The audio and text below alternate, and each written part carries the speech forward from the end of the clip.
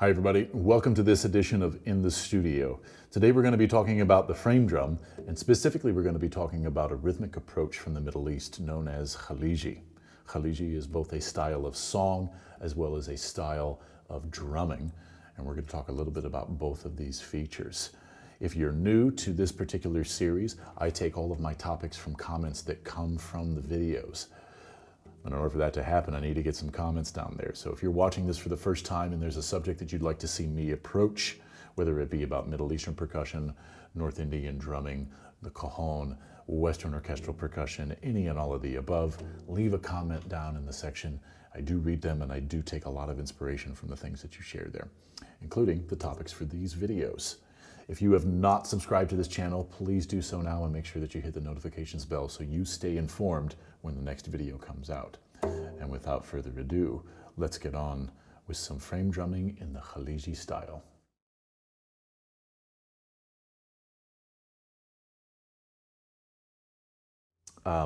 There's a few different ways to play the frame drum, and today I'm only going to be talking about one. I'm only going to be talking about this on the knee style. All right, this lap style where I'm sitting here in the chair, the drum balances nicely on my left knee. My right hand is now free to play the instrument, much like the darbuka would, okay? My left hand is going to be on top of the instrument a little bit east of 12 o'clock. If this was my compass and this was true north, I would be just a little bit to the northeast of that, all right? Now this is intentional also because this gives my left hand now a lot of access for the different types of articulations that I like to utilize, all right? When I'm playing on the frame drum,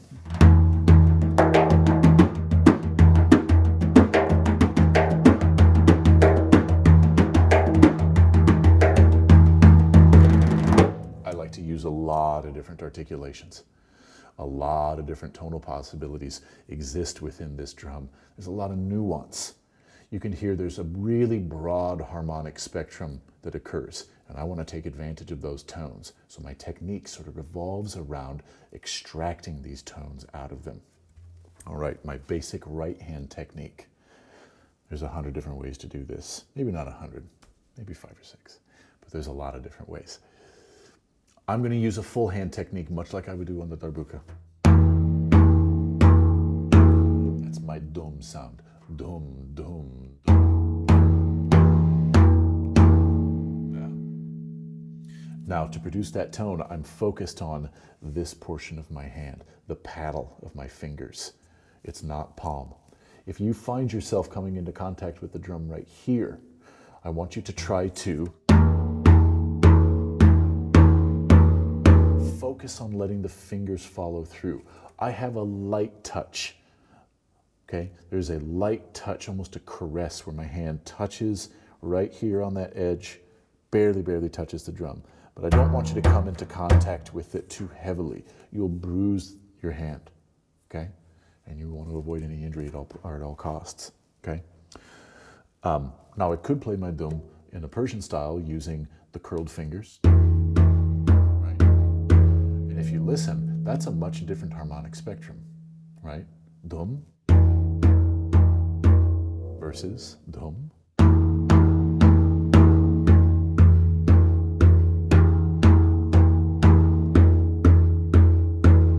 Okay, you can hear that contrast between those tones. I want control over that. Here's another thing that you can do. Try just the tip of the middle finger. The volume come way down, right? It's a very sensitive approach. And again, it's a different harmonic spectrum over it. The side of the thumb is very common.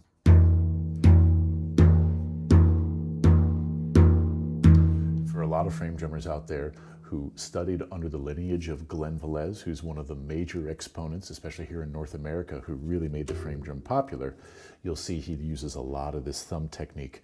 And a lot of his students use that as well because it leaves the hand here very accessible for other techniques.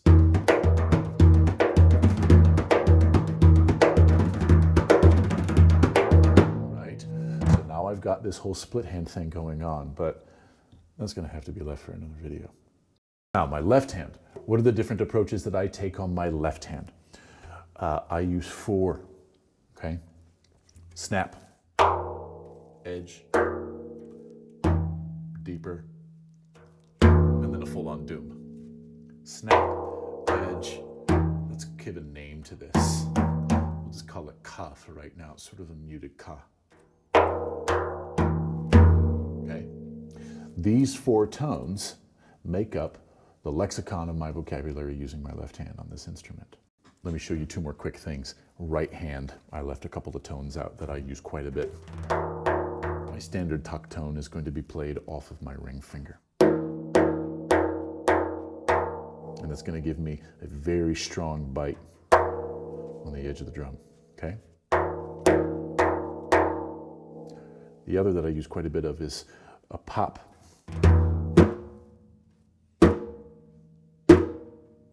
And that is going to come off of the tips of the fingers, the exact same way that a pop on the darbuka would be played, or on a conga, or any closed slap on any instrument.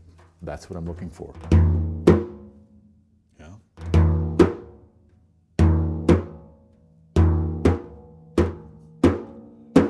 Now, I can manipulate the resonance.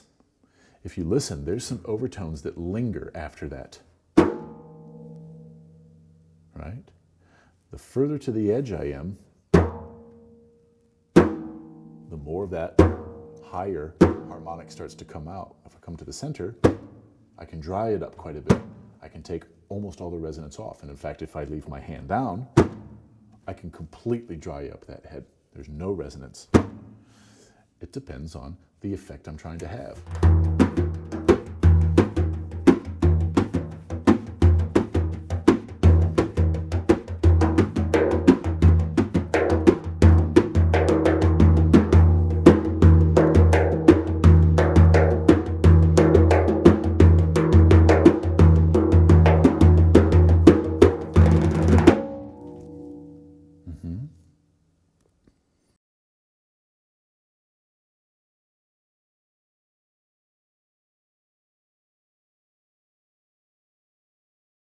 Let's talk a little bit now about Khaliji. Khaliji is both a type of song and it's a drumming style. Where do the songs come from? Well, there's kind of two different origin stories that I know of. This is music that originates with the Bedouin peoples of the Middle East, all right? Specifically surrounding the Persian Gulf, all right? This was a fisherman's style of music. These were songs of the sea, songs about the hardships of going out on the boat, working all day and bringing in the fish, and then going home to your beloved. So a lot of the songs are about calling to the beloved from the ocean back to the shore. A lot of the songs are just describing being out on the open water and the freedom and the space that comes along with that sentiment.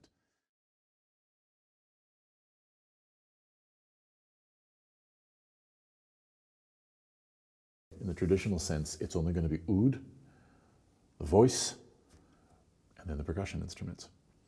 In the percussion section, you would have frame drums, the tambourine, the rek, perhaps bongo. Nowadays, of course, they're using darbuka. In the olden days, it was mostly about the frame drum or the bendir. The bendir is a style of frame drum that has snares across the back of the instrument, right? Sometimes the pickup on my drum rattles a little bit like a bendir does, and I can get something of a bendir style or a bendir tonal effect out of this particular drum. It's not behaving that way today, so we have a little bit more of a clean tone to work with.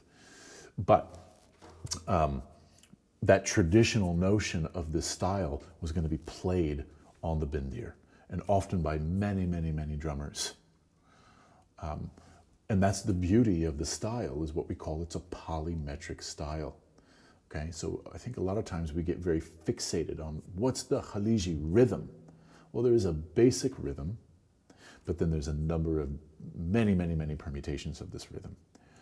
What we do is we stack these permutations on top of one another, and it creates this polymetric sensibility where you have many drummers, each of them playing different patterns, and you get this beautiful melodic contour, the movement of the bass tones, the dooms, as they move in and around different places within the meter.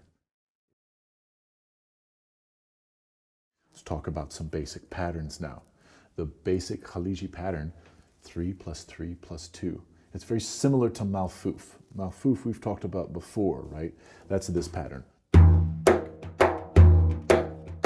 2, 3, 1, 2, 3, 1, 2, 1, 2, 3, 1, 2, 3, 1, 2, right?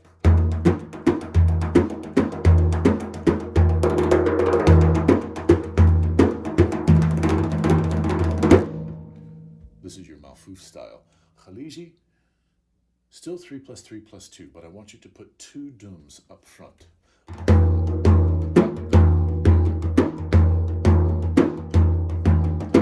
Another note very briefly, Khaliji is not played fast. If that's what you're looking for, play Malfuf. And then you don't have the open resonance of the dum tone interfering quite so much. You just hear the hard accents. Stylistically, that's more appropriate. Khaliji is more subdued. It's a lot funkier, a lot groovier.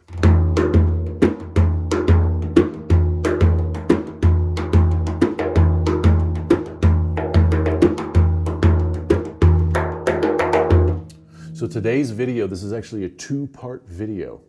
In this first part, I'm going to be focusing primarily on this basic pattern as I would approach it as a solo drummer. In the second part of this video, I'm going to be introducing a number of different layers, and we're going to be talking about how those layers then interact and interplay with one another, and I'll teach you a very simple Khaliji composition for you to practice along with.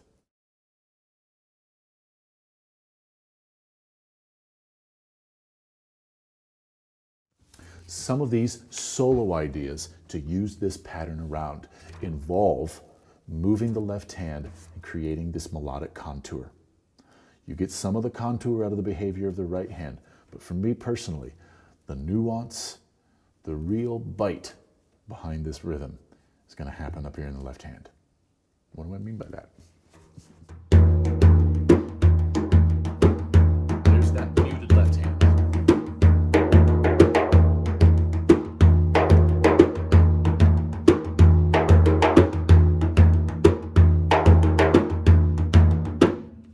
Hear that.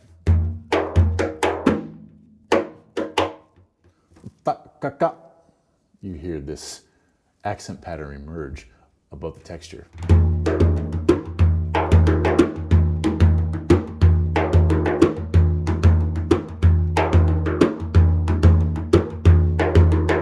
Okay, now I can mess with this all day long.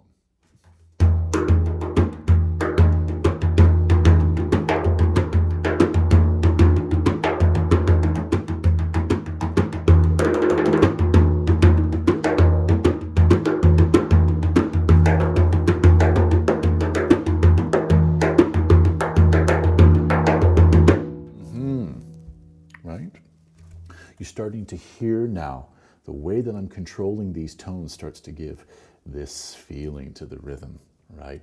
This movement, and you can't help but start to move your body along with it. This is very, very danceable music, all right? Let yourself get into that groove. It'll actually start to inform your interpretation as you go. It's really quite beautiful. But we got to practice some technique things now, guys. Let's talk about this basic pattern.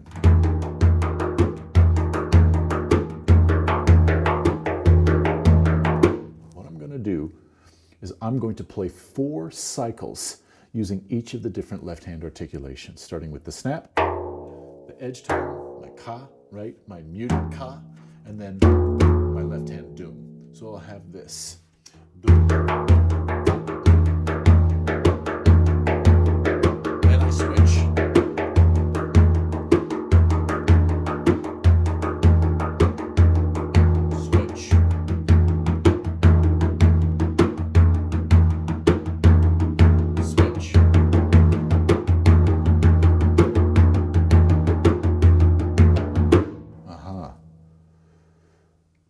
Practice that many times.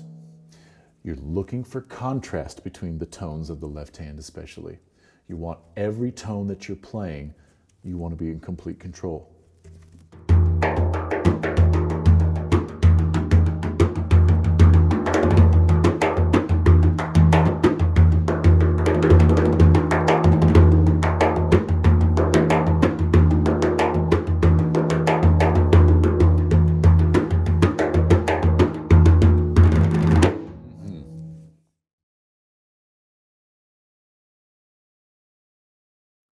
Now, I want to talk about a couple of different variations of this pattern.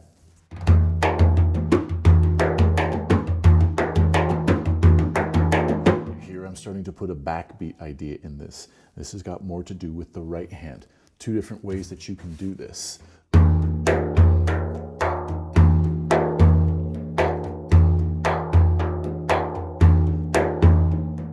So you hear, I'm coming over to the edge on beat 2 of the pattern. 1, 2, and 3, and 4, and 1, 2, and 3, and 4. Right? It gives me a bit of a backbeat. I can also use my pop sound on that.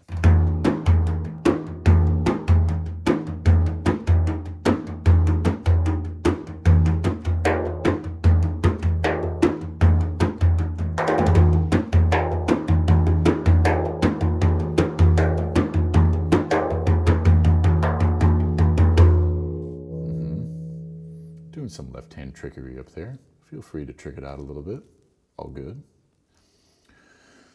But that backbeat starts to give it this really interesting, very danceable drive. It's really, really pretty.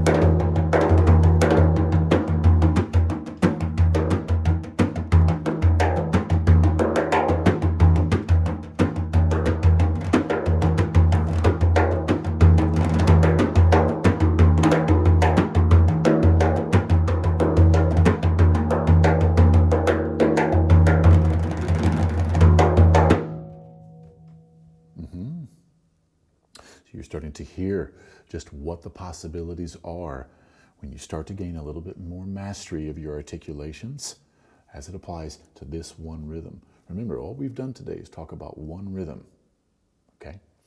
Now, I think that's about enough material to start with today. Be sure that you leave any questions down in the comments. I do check them, and I will revisit some of these ideas if there's some pressing need, okay? Also, I want you to check out part 2 of this video. We're going to be exploring some very, very hip polymetric aspects, what the real essence of the Khaliji style is about, okay? As always, I thank you guys for stopping by. Please subscribe. It really helps to build this channel as we try to spread some of this knowledge of percussion music all over the world. And as always, happy drumming. If you liked this video and want to see more like it, please hit the subscribe button. Visit my website for more information on tours, upcoming performances, and updates on all my projects. Thanks so much, and don't forget to share this video.